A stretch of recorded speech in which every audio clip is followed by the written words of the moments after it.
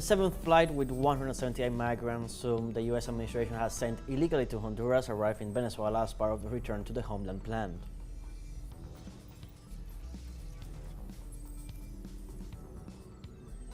And in Myanmar, an earthquake of magnitude 7.7 on the Richter scale shook the center of the country, leaving at least 144 people dead and severe damage to infrastructure.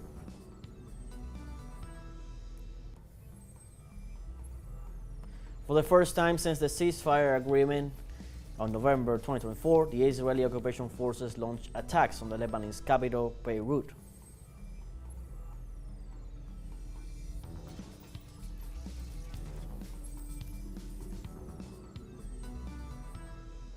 Hello, welcome to From the South. I'm Luis Alberto Matos from the teleSUR studios in Caracas, Venezuela.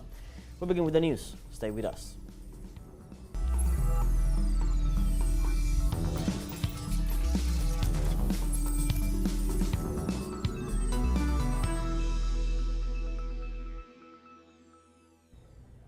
In Venezuela, the first meeting of ministers and high authorities of the scientific and technological area of ALBA TCP moves forward. The Executive Secretary of the Alliance, Jorge Arriaza, welcomed the guest ministers from various countries and urged the care of the people in the face of the new technologies dominated by the West. In addition, Arriaza emphasized that the technological sovereignty should be built. The Executive Secretary also affirmed that the government's own capacities should be used to develop protection for the peoples from the dangers of technologies in the hands of the centers of powers.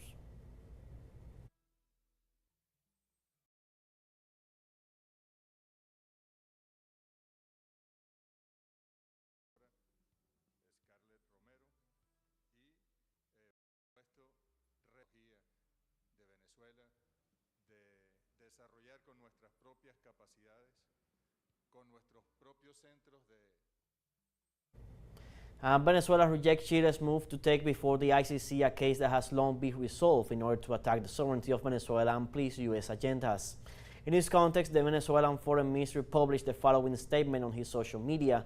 The Bolivarian Republic of Venezuela categorically rejects the absurd farce that the government of Chile intends to stage before the International Criminal Court based on lies and falsehoods that only exist in the imagination of those who have decided to turn foreign policy into a shoddy spectacle, following the anti-Venezuelan policy line of the late Sebastián Piñera in the best Pinochetist style of creating false flag operations, attempting to take over the spectrum, attempting to take an isolated case fed by lies to the ICC is not only legal but untenable, but also reveals a complete ignorance of how the international system and the Rome Statute work. The ICC is not a court that airs the fanciful fables of immature political intriguers, nor a stage for media stunts. It is clear that the Chilean authorities have no idea of how these mechanisms operate, or worse still, that they are simply willing to distort them in order to align themselves with interests alien to justice. The statement that was recently published by the Foreign Ministry continues by saying that that position not only lacks legal basis but is also sustained by a vicious hatred against Venezuela, demonstrating the desperation to please agendas that come from the U.S. that seek to erode the sovereignty of states. Chile, instead of lending itself to shameful maneuvers, should focus on its own serious internal issues, including the systematic violation of the human rights of the Mapuche people and the repression of social protests. The statement also concludes that Venezuela is a country that can give lessons about respect for human rights and the dignity of peoples. We will not accept attacks from those who have made from institutional violence an everyday practice and who are now trying to divert attention from their own miseries with clumsy political maneuvers.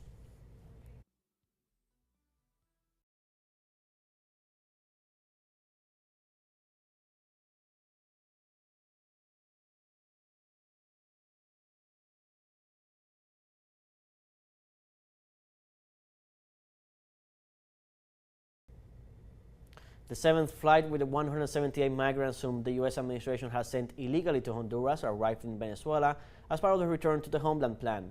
The plane of the state-owned Conviasa airline landed on Venezuela with 168 men and 13 women.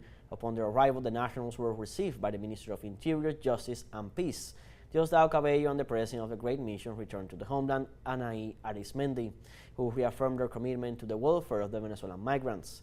The flight took place after Washington had sent more than 200 migrants to El Salvador, accused and detained for their alleged but not proven links with the extinct criminal Tren de Aragua group.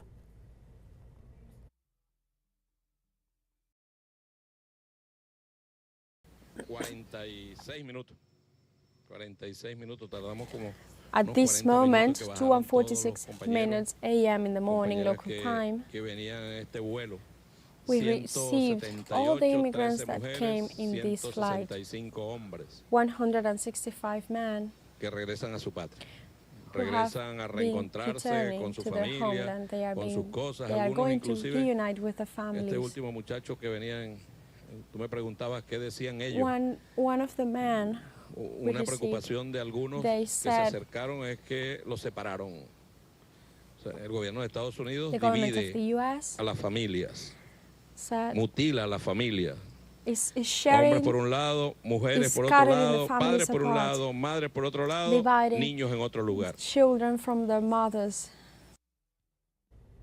And with a civic act at the Colorado Party House and the participation of 4 presidents, Uruguay celebrated the 40th anniversary of the return of democracy to the country. The event was attended by the current president of Uruguay, Yamandu Orsi, and former presidents Julio Maria Sanguinetti, Jose Mujica, and Luis Alberto Lacalle Herrera, who debated for more than an hour, while former President Luis Lacalle Pou also sent a video with statements.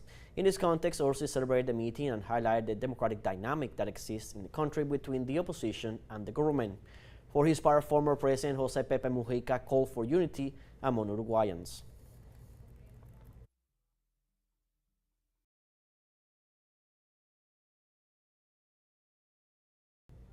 An Ecuadorian presidential candidate for the Citizens Revolution Party, Luisa Gonzalez, urged the indigenous community for unity by the time of her visit to their cities.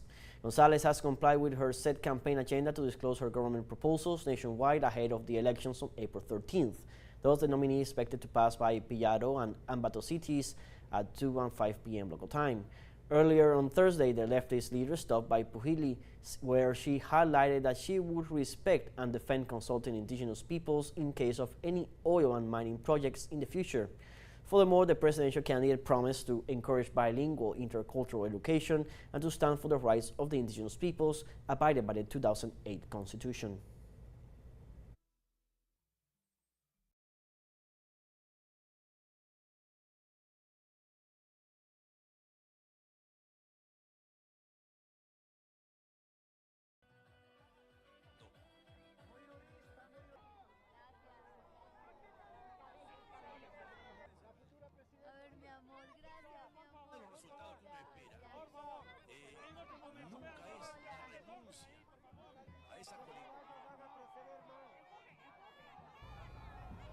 Meanwhile, President Daniel Noboa traveled to the United States, leaving his nation amid the environmental emergency caused by the oil spill in Esmeraldas province, where the government had not found out solutions to the crisis triggered by the lack of water due to polluted rivers.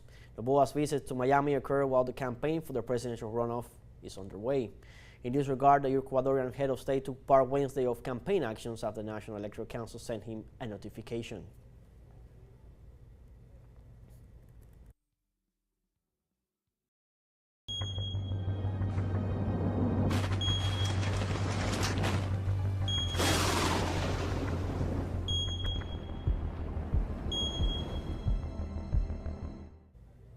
And Myanmar declared a state of emergency in regions affected by the 7.7 magnitude earthquake that shook the center of the country and so far left 144 people dead and severe damage to infrastructure.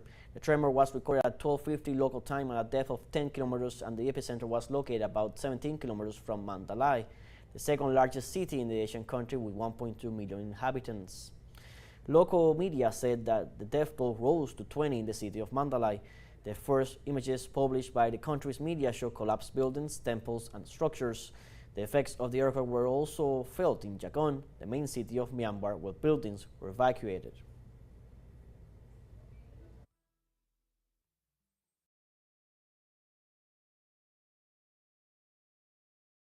The earthquake also hit Thailand, where residential buildings and offices were evacuated.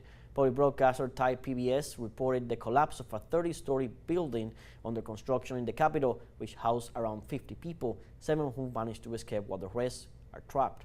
According to the media outlet, teams from the National Institute of Emergency Medicine are rushing to the area to provide assistance. According to the latest information, at least 8 persons has been found dead at the scene.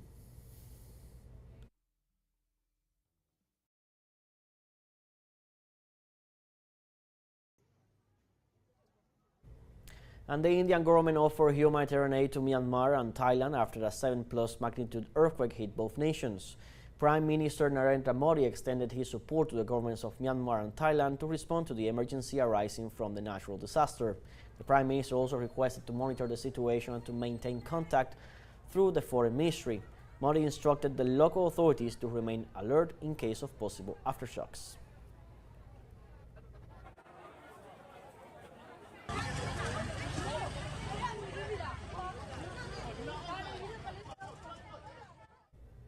And South Korean authorities have contained the main places in the country's largest forest fires on record, as rain and better weather allow for more helicopters to fly and dump water dousing the flames.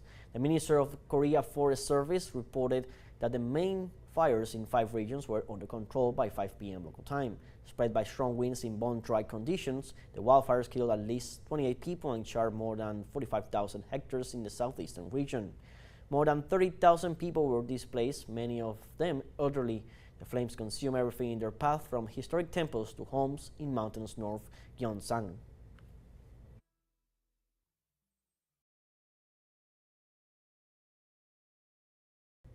Panamanian President José Raúl Mulino said during a press conference that his country would not return to having U.S. military bases in response to reports fueled by Donald Trump's threat to recover the interoceanic canal.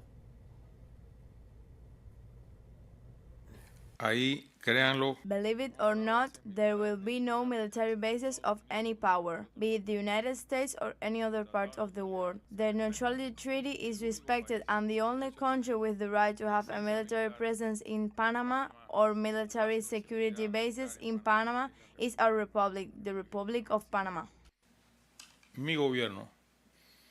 My government cannot go against history. This country fought to dismantle the U.S. military bases in our territory. From there to us cooperating, we have been doing it since the 90s, and especially today on issues such as drug trafficking, migration, etc. I sincerely hope that when the time comes and he presents his credentials, I will have a frank conversation with him. I have the best recommendations of him directly from Secretary of State Rubio himself. So we are going to understand each other. Both he and other authorities have expressed their interest in having a good relation with Panama. And the Mexican government officially approved the reform for the protection of native corn, prohibiting the use of genetically modified corn throughout the national territory. This measure substantially modifies Articles 4 and 27 of the Political Constitution of the United Mexican States in support of the production of native corn. The new text of the 4th constitutional article establishes that corn production in the country must remain free of any genetic modification produced through techniques that transcend the natural barriers of reproduction or recombination, while Article 27 defines the premises for guaranteeing food sovereignty and sustainable rural development. Previously, Mexico's President Claudia Sheinbaum stated that this initiative seeks to guarantee biodiversity, food sovereignty, and the health of Mexicans.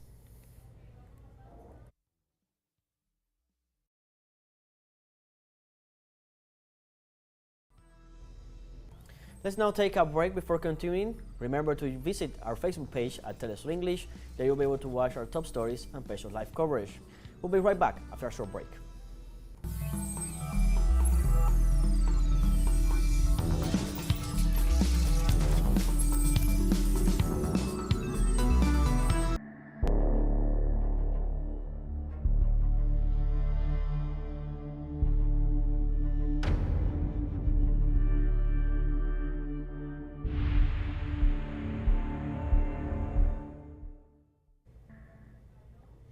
Welcome back. For the first time since the ceasefire agreement of November 2024, the Israeli occupation forces launched attacks on the Lebanese capital, Beirut. The Zionist regime attacked the Lebanese city in retaliation for 2 alleged rockets fired from the Lebanese territory north of Tel Aviv. Israeli authorities described the alleged attacks as a flagrant violation of the agreements between Israel and Lebanon and a direct threat to Israeli people. At the same time, the Israeli army announced that its troops have begun to mobilize in southern Lebanon in order to neutralize the movements of the Lebanese resistance. Hezbollah.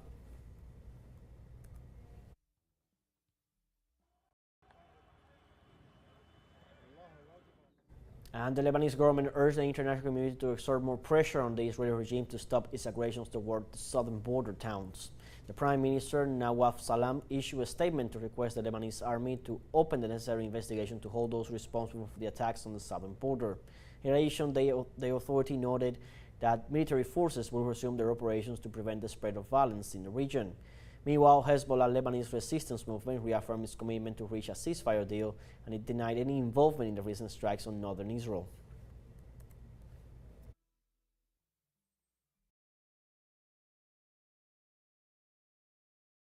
Meanwhile, the Israeli occupation forces mounted nighttime attacks on the Gaza Strip, which killed at least 14 Palestinians. Outlets informed that Israeli warplanes had dropped bombs on Gaza, Rafah, and Han Yunis cities. They further reported a Zionist strike on the Zaytun town, which had left 8 civilian casualties, including a baby who had been rescued from a house rubble. Meanwhile, Israeli shellings on eastern Han Yunis injured 2 civilians, including a child. Official sources registered some 855 deaths and almost 1,900 injured as a result of both the broken ceasefire deal by Israel on March 18th and the resumption of the genocidal Israeli offensive against the Gaza Strip.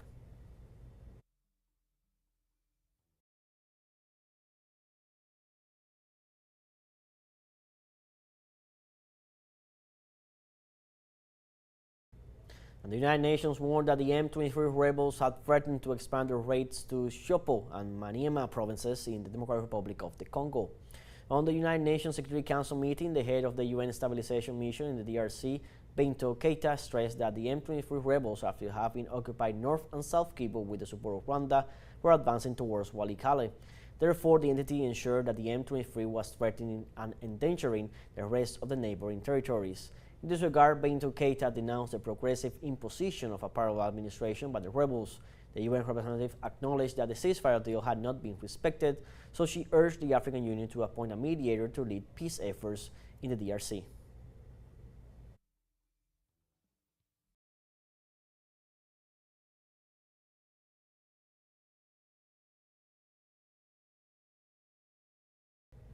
The Russian government denounced that the Ukrainian regime violated a truce agreement by continuing its attacks on Russian energy facilities. The Russian Defense Ministry said that Ukrainian forces on Friday morning launched an attack on the Sudza gas metering station, causing the energy facility to be effectively destroyed. The gas metering station is part of the infrastructure through which one of the largest supply corridors of Russian natural gas to Europe used to pass. Earlier in the day, the Russian anti-aircraft defenses in Saratov province intercepted 19 UAVs targeting the infrastructure of the oil refinery in the city.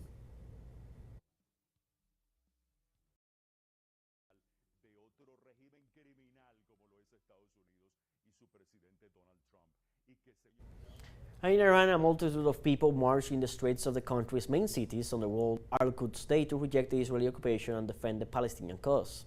Amidst Iranian and Palestinian flags, the attendees denounced the occupation of the Israeli regime and the violation of the sanctity of the Al-Aqsa Mosque, while demanding the resignation of Prime Minister Benjamin Netanyahu. Among the crowd, posters with images of the mosque esplanade, accompanied by the phrase "Al-Quds is ours," a slogan that defines the determination of the Muslim world to liberate the city of Jerusalem. The Day of Al-Quds, instituted in 1979 by the founder of the Islamic Revolution, Imam Khomeini, continues to be for more than 40 years a promise of war until the Palestinian people achieve their self-determination.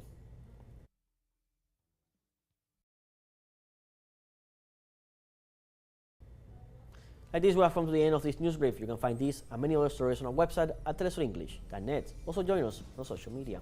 For teleSUR English, I'm Luis Alberto Matos. Thank you for watching.